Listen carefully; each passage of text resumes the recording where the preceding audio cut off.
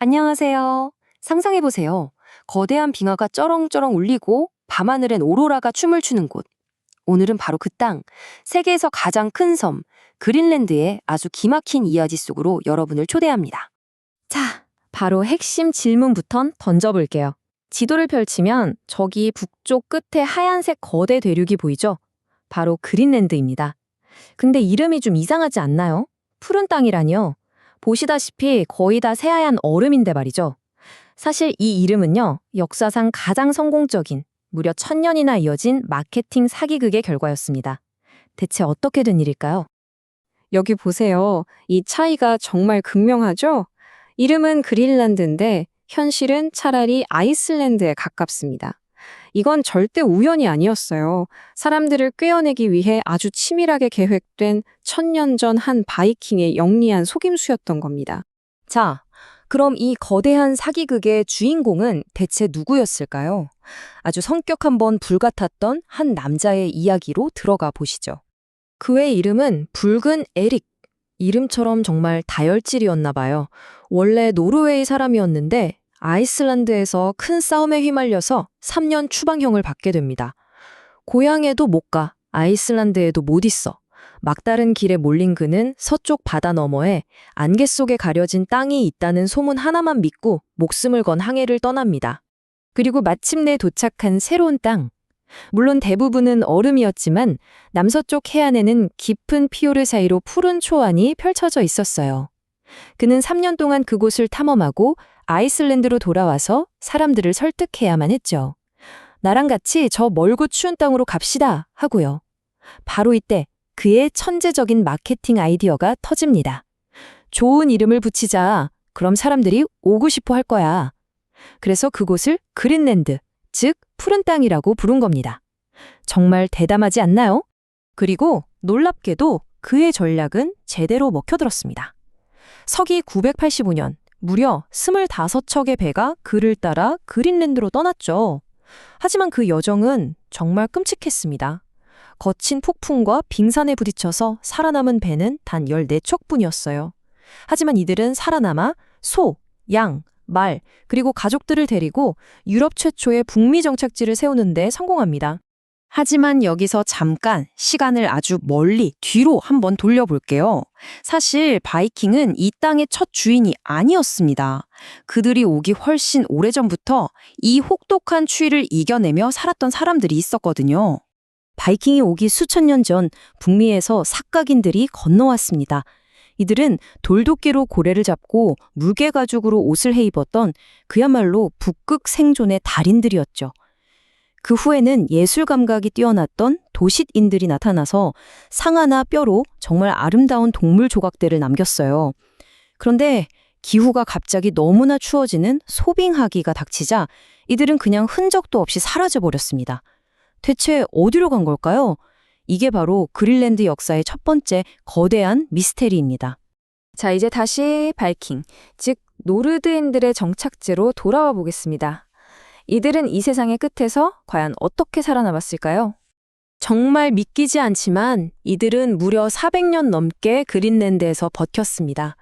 여러분, 미국이라는 나라의 역사보다도 더 긴 시간이에요. 단순히 살아남은 게 아니라 그들은 이 얼음 땅에 유럽을 옮겨 심으려고 했습니다. 그들의 삶은 참 이중적이었어요. 짧디 짧은 여름에는 가축들을 먹일 풀을 기르느라 필사적이었고 기나긴 겨울에는 바다코끼리를 사냥했죠. 왜냐하면 바다코끼리의 어금니, 즉 상아가 유럽에서 하얀 금이라 불리는 엄청난 사치품이었거든요. 이걸 팔아서 철이나 와인 같은 물건들을 사왔던 겁니다.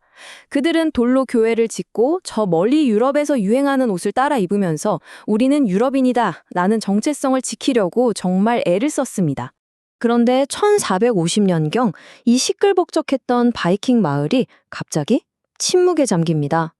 시간이 한참 흐른 뒤에 유럽에서 온 배가 도착했을 때 그곳에는 텅 빈 집터와 무너진 교회만 남아 있었죠.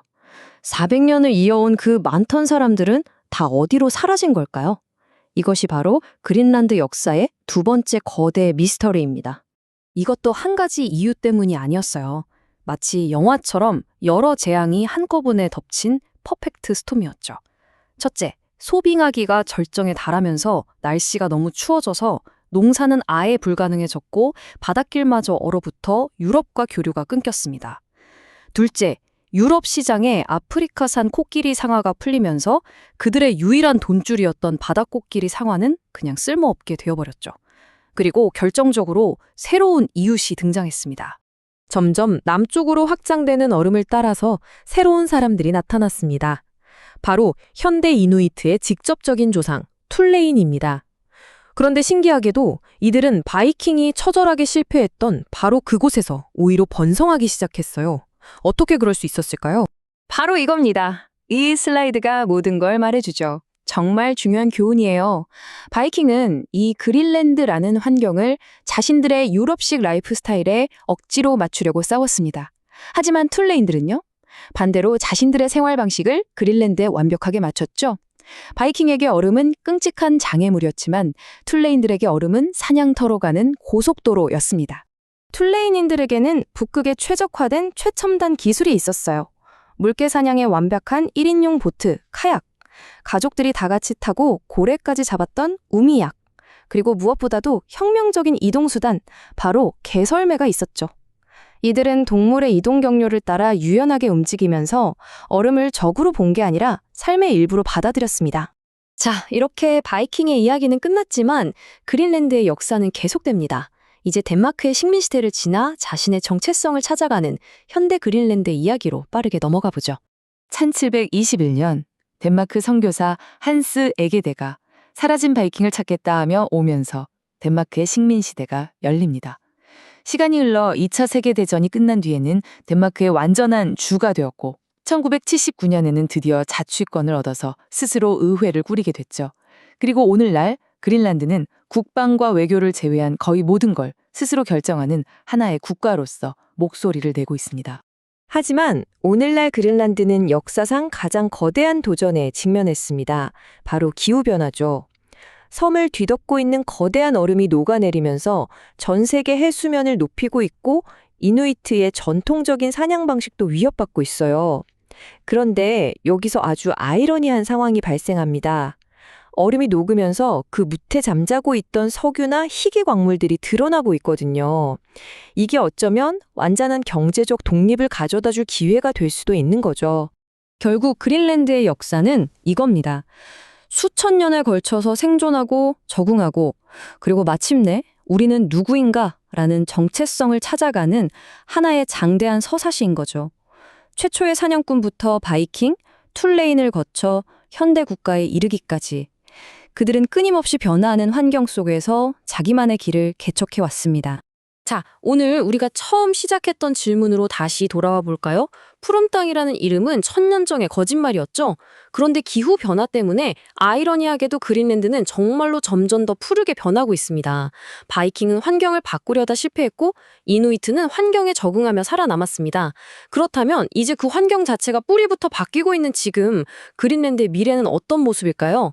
천년 전의 거짓말이 현실이 되어가는 지금 그 해답은 바로 새로운 세대의 그린랜드인들 손에 달려있을 겁니다.